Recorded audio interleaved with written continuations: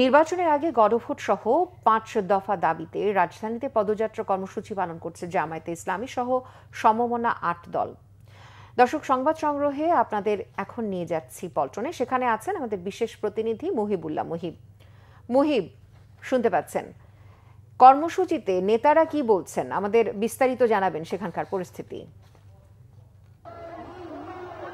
এই মুহূর্তে গণমিছিল চলছে, বিশেষ করে সমমনা ৮ দলের যে গণমিছিল, সেই গণমিছিলটি পল্টনে সংক্ষিপ্ত সমাবেশের পর শুরু হয়েছে। ডাক্তার সৈয়দ আব্দুল্লাহ মোহাম্মদ তাহের তিনি বক্তব্যে যেটি বলেছেন যে এই জাতীয় জুলাই সনদের বাস্তবায়ন ছাড়া কোনোভাবেই বাংলাদেশের মানুষ জাতীয় নির্বাচনকে গ্রহণ করবে না এবং জাতীয় নির্বাচনের আগেই এই জুলাই সনদ নিয়ে গণভোটের আয়োজনের কিন্তু তারা দাবি জানিয়েছেন এবং তারা কর্মসূচি ঘোষণা করেছেন। যদি সরকার দাবি আদায় না হয়, তাহলে সরকার যদি দাবি পূরণ না করে, তাহলে ১১ নভেম্বর চলো চলো ঢাকা চলো কর্মসূচি তারা পালন করবেন এবং তারা যেটি বলছেন যে ১১ তারিখে ঢাকা হবে জনতার, ঢাকা হবে এদেশের গণমানুষের।